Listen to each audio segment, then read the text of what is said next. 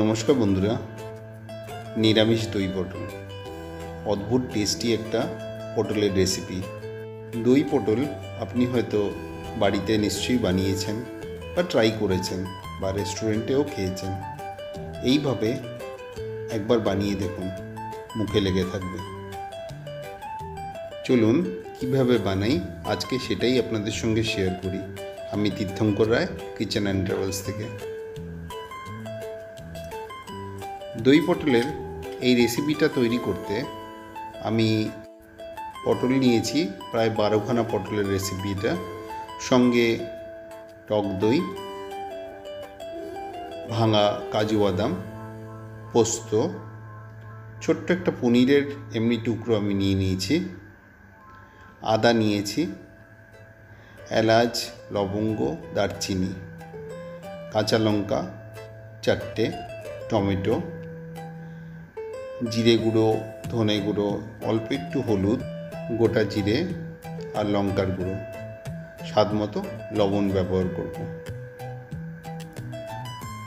প্রথমে দেখুন পটলগুলিকে আমি এইভাবে কেটে নিয়েছি। অল্প অল্প পটলের গায়ে হালকা একটা এই ধরনের কাট করে নেব, যাতে খুব সহজে গ্রেভিটা বা ভাজার সময় তেলটা খুব সহজে ভিতরে ঢুকে যায়। প্রত্যেকটা পটলকে আমি এইভাবে কাট করে নিচ্ছি।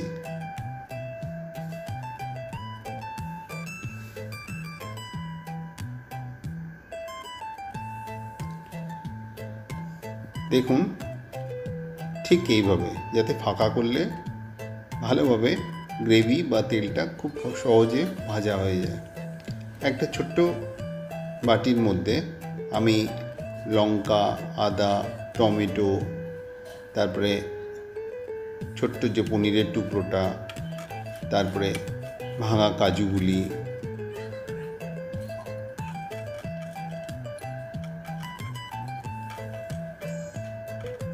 পোস্ত,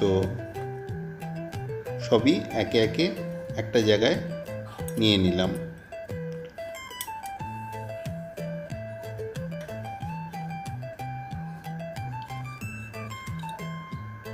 অল্প একটু জল দিয়ে এগুলিকে ভিজিয়ে রাখছি। এবারে 5-7 মিনিট পরে এটা একটা পেস্ট করে নিচ্ছি। ঠিক এমনি টাইপের একটা ঠিক পেস্ট আমার লাগবে, আমি এইভাবে তৈরি করে রাখলাম। এবারে গ্যাস ওভেনটাকে অন করলাম। একটা ফ্রাই প্যান আমি নিয়ে নিচ্ছি। প্রথমেই 5 চামচের মতো আমি তেল ফ্রাই প্যানটায় নিয়ে নিচ্ছি। তেলটাকে খুব ভালো করে গরম করে নেব। এবারে একে একে সব পটলগুলিকে ভেজে নিচ্ছি। এখানে আমি প্রায় 12টা পটলের রেসিপি আমি দেখাচ্ছি। পটলগুলিকে ভাজতে ভাজতে আমাকে নরম করে নিতে হবে। ঠিক এই অবস্থায় আমি অল্প একটু হলুদ যেটা নিয়েছিলাম সেটা এবার দিয়ে দিচ্ছি। হলুদটা এই সময় দিলে পটলের একটা খুব সুন্দর কালার আসে। লবণটা আর হলুদটা দেওয়ার পরে খুব উল্টে পাল্টে ভালো করে সব পটলগুলিকে নাড়িয়ে চাড়িয়ে নেব। এবারে একটা ঢাকনা দিয়ে এটাকে ঢেকে রাখব। পটলগুলিকে খুব ভালো করে ভাজা হতে দেব, আর এটা যাতে নরম হয় সেটা আমাকে করতে হবে। বারে বারে ঢাকনা তুলে এটাকে নাড়িয়ে চাড়িয়ে আবার ঢাকনা দিয়ে ঢেকে রাখতে হবে, যতক্ষণ পটলটা খুব ভালোভাবে নরম হয়ে যাচ্ছে না। দেখুন নরমও হচ্ছে, প্লাস গায়ে একটা হালকা হালকা দাগও হচ্ছে। ঠিক এই অবস্থায় আমি পটলগুলিকে তুলে রাখছি।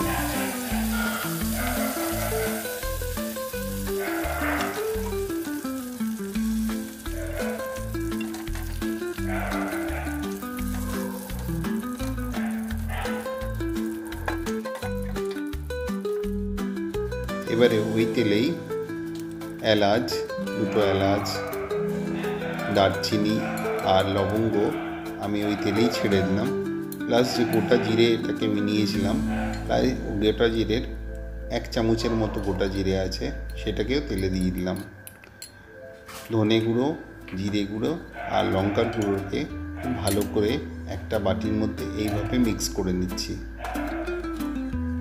একটা পেস্ট তৈরি করব, সেটা এবারে তেলে ছেড়ে দিলাম।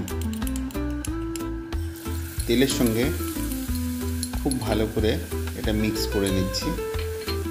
এবার ভেজে রাখা যে পটলগুলি ছিল সেটাকে আবার এই মশলাটার সঙ্গে মিশতে দেব। ভালো করে নেড়ে চেড়ে মশলাগুলি যাতে খুব ভালোভাবে পটলের মধ্যে ঢুকে যায় সেইভাবে নাড়িয়ে চাড়িয়ে নেব। রেসিপিটা যেহেতু দইয়ের, তাই এখানে আমি 1 চামচ চিনিও অ্যাড করলাম। চিনিটা অ্যাড করলে এর কালার আর টেক্সচারটা খুব সুন্দর আসে। খুব ভালো করে এবার নেড়ে চেড়ে নিচ্ছি যাতে মশলাগুলি খুব ভালোভাবে পটলের মধ্যে ঢুকে যায়। বারে বারে এটাকে ঢাকা দেব আর খানিকক্ষণ পর পর এটাকে একটু নাড়িয়ে চাড়িয়ে নিচ্ছি।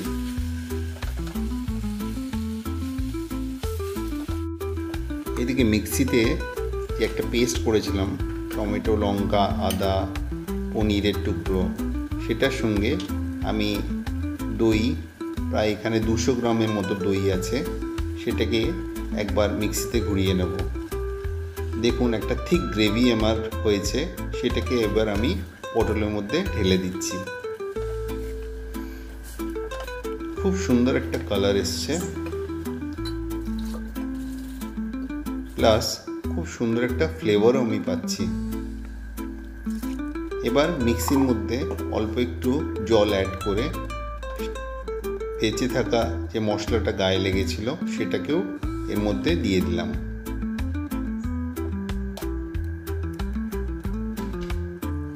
এবারে এটাকেও ঢেকে রাখবো।